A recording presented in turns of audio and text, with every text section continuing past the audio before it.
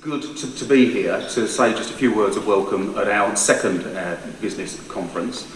I think it's fair to say that one of the reasons we introduced a business conference in the first place last year was that we recognised as a council that we hadn't over the years done anywhere near enough to engage with, to help and to promote local business.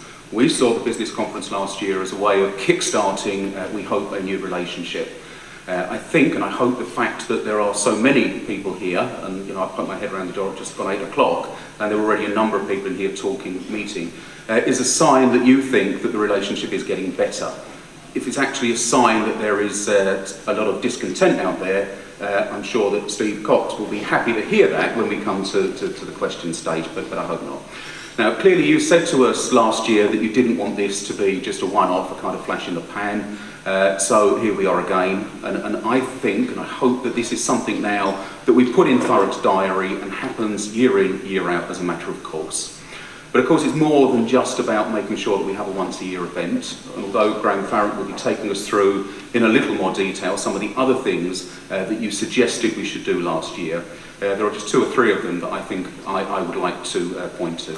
The first is you asked for a single point of contact for local business. We now have that both by email and by telephone. You asked for better communications. We now have somewhere in the region of 1,500 people, businesses on a database that we're communicating with regularly via things like e-bulletins. And we've run a series of business breakfast briefings themed around different subjects, which really have been pretty successful. Over 200 local businesses have come along to those briefings. And the last one that I'm going to mention, because it's the one that I kind of think is the most important, was the recent Meet the Buyer event. For those who weren't aware of that or weren't there, about 6 weeks ago, working with our partners, the council gathered together about 8 national companies, all of whom were looking to let contracts for various pieces of work, a total of about £8 million worth of work in the room. We managed to bring those big companies together with smaller local companies to give Thurrock businesses the opportunity to get ahead of the game when it came to bidding for some of that work. And although there are still I's to be dotted, T's to be crossed, I understand that there are Thurrock businesses, some of whom are in this room, that will benefit from that event. And I think when times are still really tough, that's the kind of important and practical help that we're able to give. Brett, I don't need to tell you or any other local businesses in this room just how tough times are out there. But what I do want to say, and you've heard me say it before, that I genuinely believe that our smaller and our medium businesses are the lifeblood, not only of Thurrock's economy, but of Thurrock's communities. And I want to take the opportunity with so many of you in the room just to say thank you for all that it is that you do, not just for the economy locally, but for local life in general. Much of the stuff that you do is never seen, but it is appreciated. And it's not events. I think one of the things that has been positive about the engagement events that I've attended, and this hasn't been one of this category so far, but it's been the two-way interaction and the feedback that we've had and the views that we've had to change what we do, but also the interaction between businesses at those events.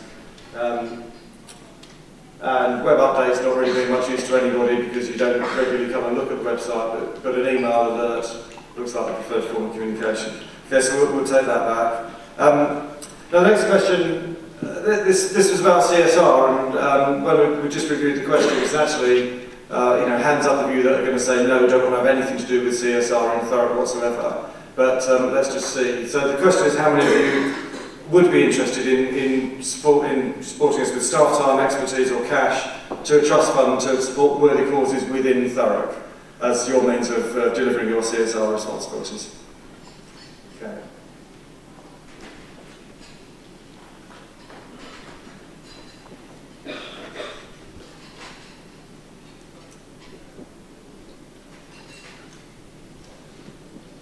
Okay, so 49% yes, 30% no, don't know, presumably if you wanted more information, 21% no, presumably because you've got your own arrangements. But that's a helpful indicator for us as to where to put our work.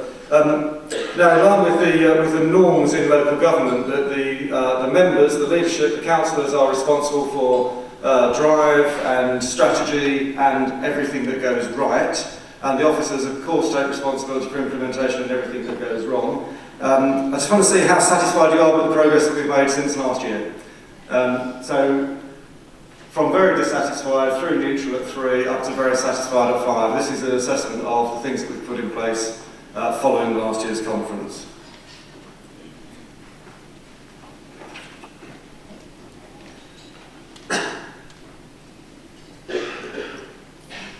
Okay, so it's a more positive judgment than negative, but 2% of you, so out of 125, so still 2 or 3 people very dissatisfied.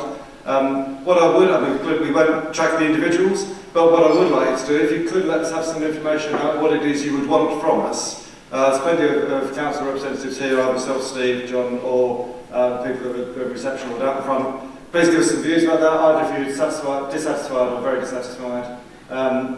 More on the positive side, I guess, than on the negative side, but still more to do. So I think a clear message for us, we need to keep the effort, keep the momentum, and we'll do that. What I want to say in my last 5 or 6 minutes is just a bit more about our overall vision, what's happening with the place of Thurrock, and the council's role in leading that, and particularly the growth of the borough. We've revisited our community strategy, and it's been a strong element of Thurrock's story that we had a Conservative-led administration that agreed our first strategy and the vision and the objectives, a Labour-led administration that refreshed it, and on each occasion we had formal council support, cross-party political support to those aims and objectives. We've revisited that and updated it, and again got full council support, unanimous council support, to a new vision, a shorter vision to make Thurrock a place of opportunities, enterprise and excellence, where individuals, communities and businesses flourish. So that's the vision of the place of Thurrock as a whole, which we would want all of the public sector providers to work towards. And within that, 5 key objectives. So the first one is about creating a place for learning and opportunity, and that really is to reflect the historically low performance of our communities in terms of education. And in terms of level 4 qualifications, we have one of the lowest levels in the country, so we know that we have to improve the educational attainment of the whole of the community. That's the first one. The second one is about encouraging and promoting job creation and economic prosperity, and we have an agenda that will create 26,000 new jobs in the borough over the next 10 to 15 years, and I'll say a bit more about where those are. Build pride, responsibility and respect to create safer communities. That's something that becomes particularly out of the residential community, but also sometimes out of businesses. A new priority for us, because the council has taken responsibility for public health, it actually gave a stronger push to health and well-being, and that's partly about making people more work-ready and more work-able, but also looking at the inherent health of the community, and saying, for example, is it okay that somebody born in Tilbury will die 10 years before somebody born in Orsett? And that's the reality of a man born in Tilbury will die 10 years earlier than somebody born in Orsett, and we have to change that by improving the health of people in the most deprived communities. And then protecting and promoting our clean and green environment, and particularly some objectives around the riverfront and the natural excellence of the place of Thurrock, and really celebrating that. So those are the 5 priorities that the council has signed up to, the public sector and voluntary sector partners have signed up to. That gives us our overall vision. Let's have a look at what the progress has been made on the big regeneration opportunities. And I've probably given this speech a number of times. It does develop. This is about having a thriving community, and I suppose what is worth just reflecting is our fortunes are more closely tied with the government's change in the funding of local government. Because historically, as we raise business rates, we passport them straight through to central government, they work out how much funding we need to run the council, and they gave us half of them back. So we raise about £100 million in business rates every year, give it to government, and they give us £50 million back to top up the council tax to run the council services. Under the new arrangements, that basic principle doesn't change, but having set a benchmark, a baseline line, what government has said it's going to do is it's going to allow local authorities to benefit from any increase in national non-domestic rates and business rates. So what we will see in Thurrock is half of the increase in business rates being retained by the council to spend on local services. So you should see a much more direct correlation between the spend by businesses on business rates and the level of service provided within the borough. That's subject to all sorts of provisos. It's only 50%. They'll reset the baseline every 7 to 10 years. so that we won't have that benefit for a huge long time. But in a place that's seeing long-term growth like Thurrock, that should benefit us considerably. So if we just go through the key sites, London Gateway Port, this is the photo from 2 months ago. You can see the new acres of Thurrock being built out beyond the old sea wall. You can see the business park site now ready for development, and you can see actually on the port side the foundations going in for where the cranes are going to be there to move the cargo from the ships as they come in on the new sea wall that's been constructed and onto the railway head, the road, or into the distribution park. So huge progress being made, and just to remind you, that's £1.5 billion of inward investment funded through Dubai Ports. That is going to change the national infrastructure and logistics industry. We just need to remember this isn't a bit of Thurrock infrastructure or even a bit of Essex infrastructure. This has national implications in terms of the logistics industry.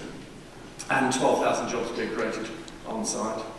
High House Production Park, the park is now open. Royal Opera House production facility, the Bob and Tamar Malukian production workshop, as you will have seen it called, is now located and working well, and that's all well and good, but actually it doesn't become real until we open the building you can see in the back left, which is the National Skills Academy for Creative and Cultural Sector, which opened in September on time, and will be getting something like 1,000 students or so doing back of stagecraft. It's the only place in the country that I'm aware of where there are 3 fly towers where people can be trained in the art of stagecraft, lighting, electrics, technical rigging, etc. And it means that people can work there and train there in the most modern production facilities. We're about to build some new artist workshops and some new business units, and then we have a creative and cultural hub for employment never before seen in Thurrock. So real new opportunities for both training and employment for local people. The next I'll talk about is Grays Campus. Those of you that visited the civic offices recently will notice that we've now lost all the car parking up the front. It's all been boarded off, and there are now diggers digging things up and beginning to lay the foundations for the campus that will be opening by September 14, bringing about 3,000 students, 2,000 to 3,000 students into the heart of Grays every day. That will make a difference and will start to regenerate Grays Shopping Centre. And the Woodview campus will then be built out for housing, which is funding the move through. So all that's in place and working. Purfleet Centre, we're back out to competition for somebody to build that centre, something between 2,500 and 3,500 new homes, new town centre, based on the extended railway station, and really raising the quality of development in Purfleet, bringing it down to the riverside and hopefully extending across to the Garrison estate and really making much better use of Purfleet than has been made in the past. And then Port Tilbury expansion, on track, planning permission now granted for the creation of 1,100 new jobs off the Tilbury marshes, and again a real fillip for some investments, some employment's been here for over 125 years, and it's good to see that still growing, and again putting Thurrock at the heart of the logistics industry on a national basis. Again, Port Tilbury is not just a port that serves the local area, it is part of the national infrastructure and critically important. And then Lakeside expansion, where planning permission has now been given for a £180 million expansion, which includes moving the bus station down to right outside the main entrance. The covered walkway you can just see next to the tree in the far left then will directly connect the bus terminus with the railway station at Chafford 100 and makes a real transport interchange for Lakeside. It also includes a bridge across the Alexandra Lake to then connect with the retail opposite. And what we're expecting now is some proposals for some leisure to come forward from capital shopping centres to really make this a regional town centre location, not an out-of-town shopping centre that has been. So we want to try and get the average dwell time for people coming here, so rather than spending 2 hours just shopping, we want them to come and spend the day in the area shopping and using leisure. So really changing the feel of Lakeside and the value, and creating another 5,000 or 6,000 jobs in retail on the back of that. So what's interesting for me about Thurrock is that as I talk to colleague chief executives, that they all have a list of schemes that have been shelved. Okay? None of them have a list of schemes like this that are being delivered. And I think we have the benefit of being in the economic powerhouse of the South East. We have the benefit of being at the heart of the UK's logistics industry, and therefore some real focus. What we have to do is make sure we maximise the benefit of that for local people. The pledge that the leader and I have made is that If Thurrock's young people don't get access to the professional and managerial jobs that we're creating out of the regeneration growth, then we will have failed. And that's about in 20 years' time saying, has this growth, has this business and employment made a difference to Thurrock's people? Or has it kept Thurrock at the bottom end of employment and employed a load of middle managers and senior managers from Chelmsford and Colchester, etc.? And if it's done the latter, then we won't have done our job. So this really is about creating opportunities for local people. So positive news that it's continuing, positive news the investment is still there. And I was travelling in Australia and I was involved in a car crash. And the result was I actually lost my right arm in the accident. I was transferred to a local hospital where they stabilised me, and then off to a major injuries hospital where I guess the surgeons finished what I had started. After a period of rehabilitation, I was ready for my journey back to the UK, but on returning to the UK, I decided straight away immediately I would not give up on life. I was going to get back out there and give life a go. For this, I chose what I like to call the Jack Daniels road to rehabilitation. Now, I know you don't know what I'm talking about, being conscientious business people, but it wasn't necessarily about drowning my sorrows in the bottom of a bottle. It was about being 21 years old, and it was about having something very traumatic happen to me in my life. And I found the easiest way to deal with that was to go out and socialise with my friends. And yes, I found out a little bit of Jack Daniels goes quite a long way. Maybe a lot of Jack Daniels went quite a long way. So having finished this period of my life, I decided it was time for me to put my life back on track. For this, I chose, always has been, always will be, my true love, my true passion, and that is sport. And I chose what is my true love, rugby. I went back to my local rugby club, which is Thurrock. I played for Thurrock for many, many years in my earlier days. But I didn't initially go back to start playing again. I went back to train, get fit, and enjoy the social side of sport. But it soon became apparent that training would never be enough. You see, before my accident, I played representative rugby, and I played for Essex and the Eastern Counties of England. And I had the dreams and the aspirations of being a professional rugby player, or even bigger, wearing the white shirt of England. Now, I believe you can do anything you put your mind to in life, but sometimes you've got to be realistic. And let's face it, the chances for a guy with one arm to run out against the All Blacks, it's just not going to happen. Although, if like me, you painfully watched England's last World Cup campaign, still available. So, the date was set for my first game. That was only 1 year after the accident. It was playing one of our arch rivals, Gravesend.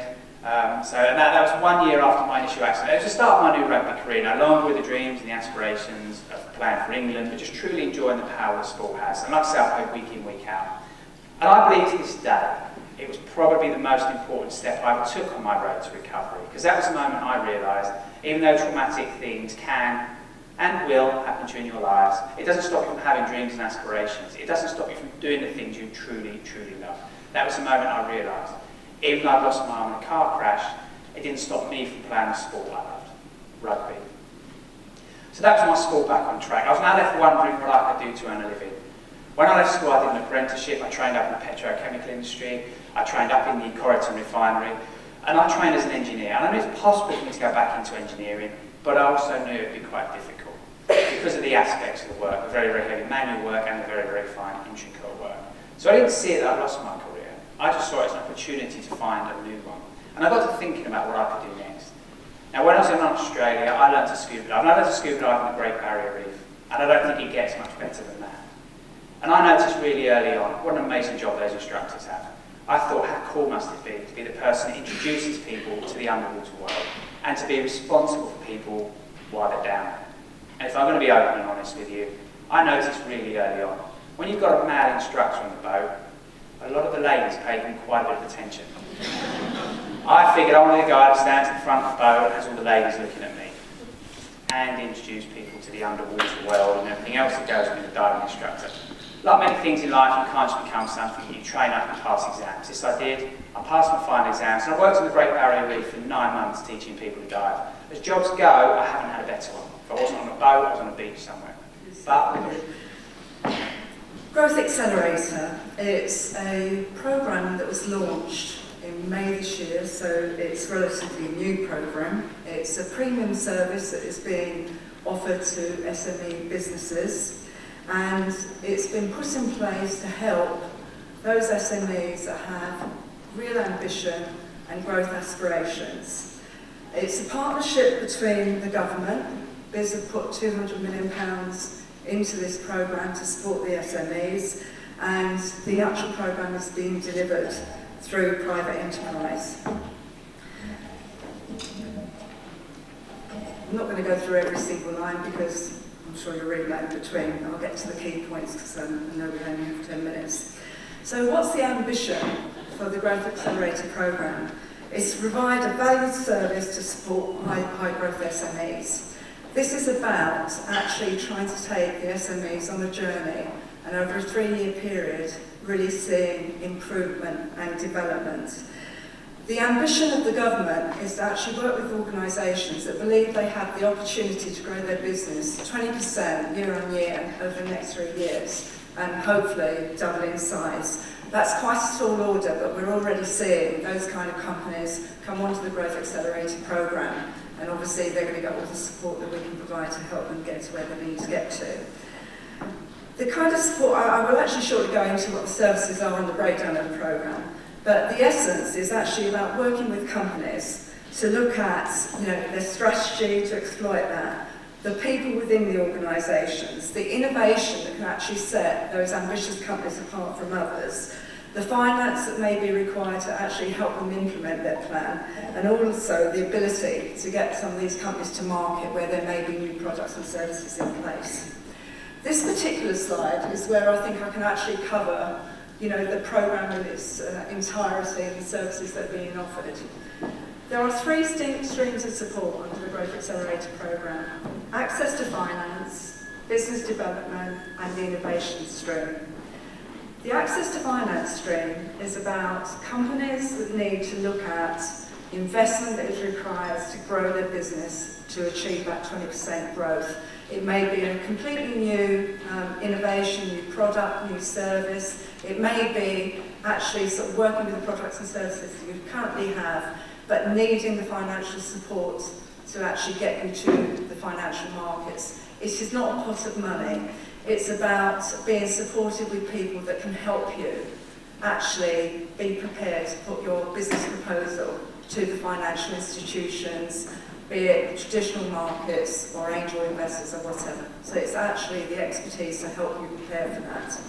Business development is a stream of business where we recognise that there are organisations that currently have products and services in place that still have a very long life in them, they're still very buoyant. But the organisation recognises that perhaps... And not only that, but they also achieve an average increase of 1/3 in productivity in the first year alone of exporting. So there's clear rationale there for why you should consider exporting for your business. The second point about exporting is it can actually lead to stability within your business. Again, our research tells us that businesses that use exporting are far more resilient than businesses that don't. And part of that resilience is because you can spread your risk. And essentially, you're not overly dependent on your own domestic market. And that then opens up avenues and sources of additional revenue. And it also means that you can increase your markets and the lifespan of your products as a result of exporting. It also increases awareness of international competition and your place in the market and in the global economy. So not only does it make you more competitive, but it also can increase your international recognition and brand awareness and credibility. And the third sort of heading is innovation. Exporting can actually act as a catalyst for innovation. New opportunities, new markets can lead to the development of either new products and services or actually the modification of your existing products and services. We know, for example, that roughly 70% of business R&D in the UK is actually directly linked to exporting. So again, as you can see, it really is a driver for innovation. And just under half of all businesses that export and report to us that they see an increased return on their investment for new products and services as a result of exporting. But there is actually a fourth benefit of exporting. So not only can you achieve growth, but actually simply exporting can be really good fun. Not only can you increase your brand awareness internationally, but you get the opportunity to travel, meet new people, experience new cultures, and also as a business you can attract good quality staff because of the opportunities you can offer them. So how can we help you if you are actually interested in doing it or already doing it? I've sort of put our services under three main headings. The first is around business advice and support. As I mentioned earlier, we have over 400 advisors across the country, but specifically in the east of England, which Thurrock is part of, we have 26 international trade advisors who are there to help businesses with face-to-face advice and support.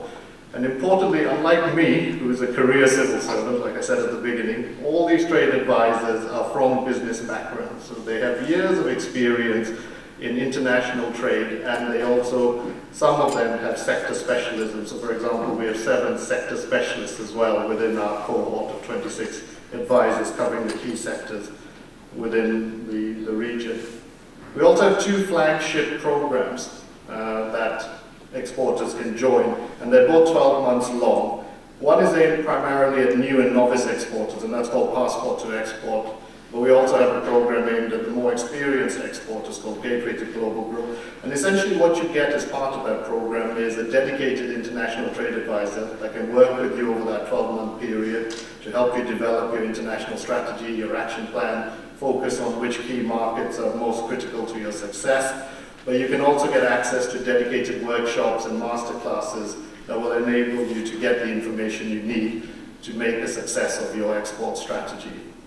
We also help you to look at your communications review, your communication and marketing material through our export communications review. So that's where we get an international communications expert who comes into your business, spends a day with you and reviews all your marketing and promotion material from your website down to your sort of A3 leaflets, A2 leaflets.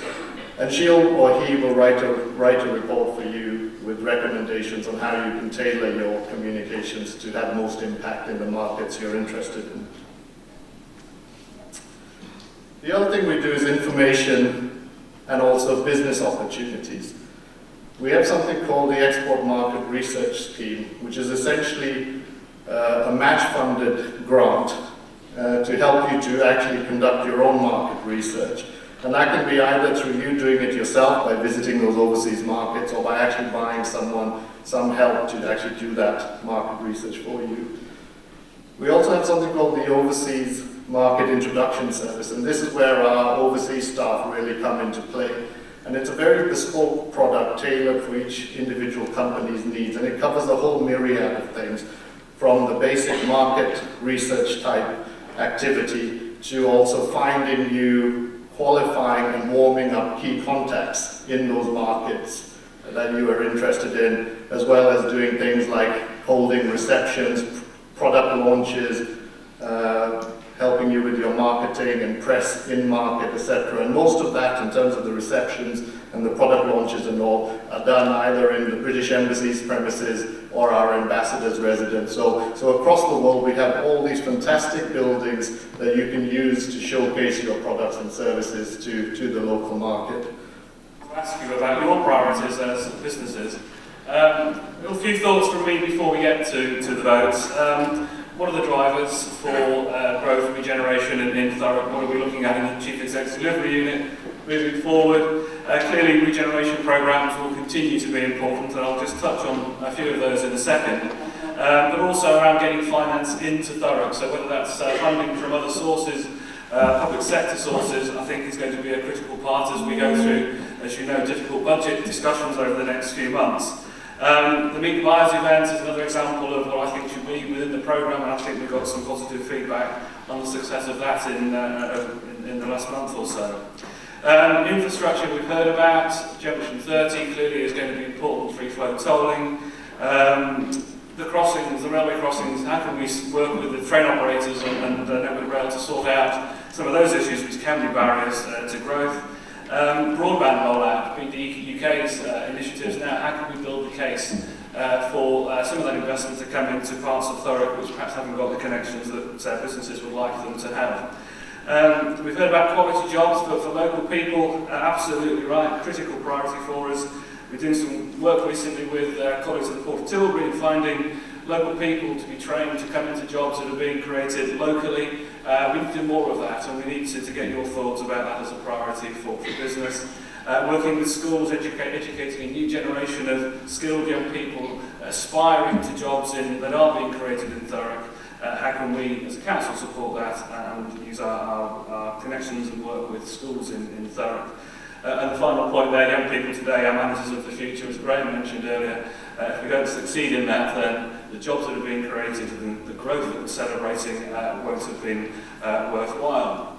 Going on to the plans, again, you saw some of this a little bit earlier, so I won't go into a lot of further detail, but certainly examples in the growth hubs, and these are the 5 growth hubs that we've clearly mapped out as where we want to put a bit of focus in terms of regeneration in Grays. You've seen the Learning Campus, which is now being developed, is an important project for us.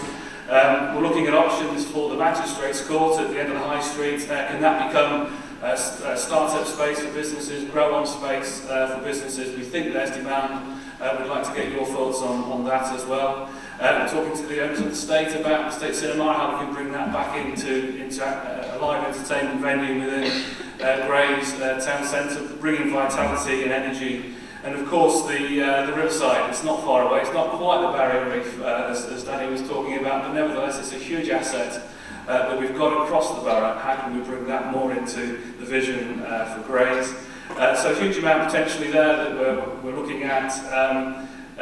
We've heard about the plans for the growth of Tilbury and how we can connect that back into the local community in terms of job creation, but also supporting that as a major economic asset.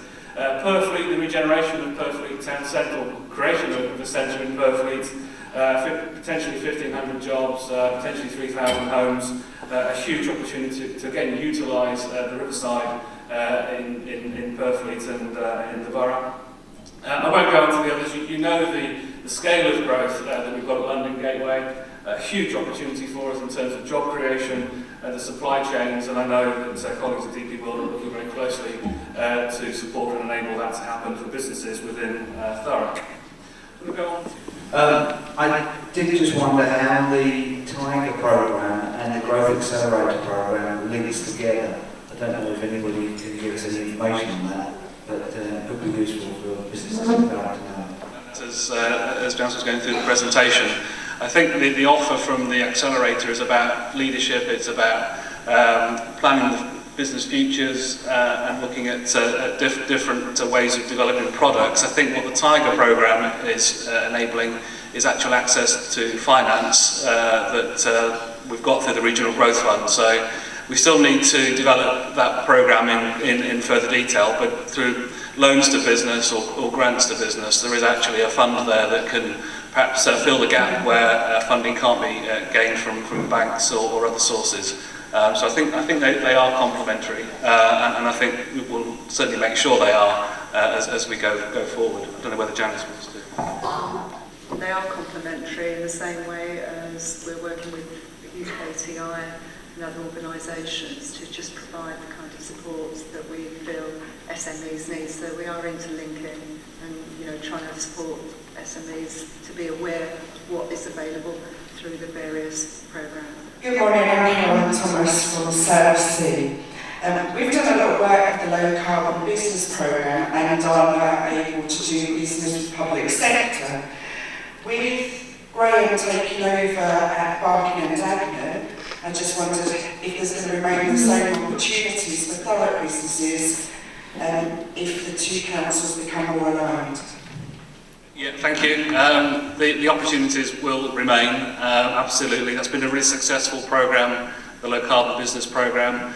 There is a further funding round that we're looking at trying to get involved with as a funding round closes at the end of January, which is then the final part of the current ERDF programme. So we're looking at extending the programme if we can, and we're certainly involved for the purposes and benefit of Thurrock businesses for the next round of European funding that can come forward in the next funding period. So absolutely no issues with Barking and Dagenham will do what they need to do, and the funding opportunities available to Barking and Dagenham. We're really focused on what we can do for Thurrock, what we can do for Thurrock businesses, and that focus won't shift one bit. From the Green Business Forum. The Green Business Forum helps local businesses become more efficient and more profitable through being green, and we do that as a free service that we're funded by Thurrock Council. Thank you very much. One of the things we try and promote is businesses trading locally, because that helps particularly small and medium-sized businesses. It was good to hear a number of the speakers spoke highly of the Meet the Buyer event, which was held a few weeks back, which was a good opportunity for putting small and medium-sized businesses in touch with the large organisations and giving them a fair crack at the whip for winning some of those big contracts. Excellent event. But the question is there now going to be a process to make that more of an ongoing process rather than just a one-off process? Because a lot of people took advantage of that, but it's only one day, one event. This is an ongoing process to help these small and medium-sized businesses do more work with each other locally. So.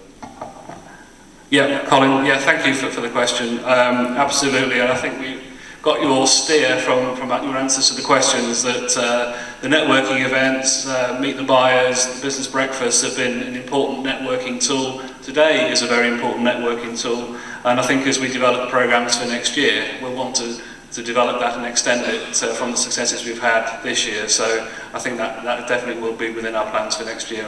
And any further ideas or thoughts you've got about how we can do things differently and better, then please let us know after this session now. In Thurrock is Thurrock Council, and this is your version of a Meet the Buyers event. The council are represented here and they're meeting the local businesses. Has the council signed up to an agenda to use local businesses more rather than using the national providers that sometimes doesn't always work? Mentioned earlier, £80 million of our budget is spent procuring services. We need to review, I think, how we procure and commission services so we can use the expertise that we've got within our business community locally and within the voluntary sector as well. So it is a priority for us. We have to comply with procurement processes, and I'm sure you appreciate, but we are looking very closely at how we can improve and strengthen the amounts of contracts that are awarded locally within the rules that we have to operate within. I don't know whether that actually is the case or not, and I welcome your views on that. And accepting that awareness and aspiration of opportunities within Thurrock is something we should be looking at. We are working with schools, certainly to raise awareness of opportunities, job opportunities and growth within Thurrock, working with businesses to communicate with, as I think I said earlier, the years 10 and 11 at school, about particular sectors, particular industries. The port sector today is very different to the port sector 10, 20, 30 years ago. So, I think a combination of awareness, bringing business closer to young people, working with providers in putting on the courses that businesses want and young people want to aspire to. I think that partnership and that connection is a critical one for the council to enable and make happen. Working from the basis that aspiration maybe isn't as strong as it can be, but I don't necessarily think that is a view across the whole of Thurrock, and I think it may be patchy. So nevertheless, it is a priority for us, and we do want to particularly work with schools in helping to address that particular issue. You're not looking at the camera. Then at today's event, what did you get out of this? This is the first event that we have attended. It's very informative, with Thurrock Council leading the event. The other organisations that supported the council, such as UKTI, particularly useful, in terms of encouraging people to go to look further afield and where they can export. So a general fact-finding event from our perspective, and look forward to the next networking event, where hopefully we can engage with others. I think the last time we were at Abbey Couriers was well over 2.5 years ago when Gordon Brown and Duncan Ballantyne came to visit. It's good to have visits, but do you sometimes think, great, but where's the beef? You know, where's the backup? Do you sometimes think, no?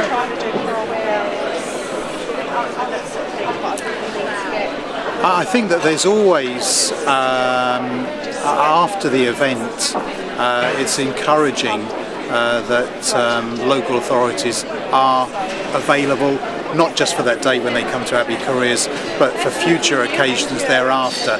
There are many situations whereby it's arisen that perhaps we've needed to go back to local authority to ask for support, perhaps for a new initiative, or even perhaps one particular occasion we wanted to do a voice of the consumer, so we engaged with local council to take a bit of space up in the local shopping centre to ask questions with from the local residents what their aspirations were about. For instance, this was home delivery shopping. So I do feel that there's always a lot of backup. It's not just for the day. Tunde, at the end of the conference, what have you got out of this conference? Very interesting conference. I had an open mind when I came in. I wasn't sure what it was going to be like, but one gets to meet the key stakeholders in this community, and it's good to hear what is available in Thurrock for business people, especially small to medium-sized businesses. What resources are available, what services are available, fundings are available, the right people to talk to as well. I asked a question about mentoring and how small businesses can find the right people to talk to when they have questions to ask. I found out about where the hub is in Grays as well, where you can go in and pick up one or two things. Quite a good turnout, quite a good amount of information passed on. There was also a presentation by UK Trade and Industry, which was quite good. I am interested in export. I'm already going for one of their programs in Turkey at the end of this month, so I found out that it's really aligned to some of what I would like to do as a business person. Very good. I recommend it to anyone else. Nick, feedback from this business conference? Yeah, it's been really good. I've met new people that I'd met before. Obviously met a lot of people that I do know. It's good to network. It's a great event to network and get around to see different people as well. It's nice to listen and hear what the council have actually done since last year's meeting.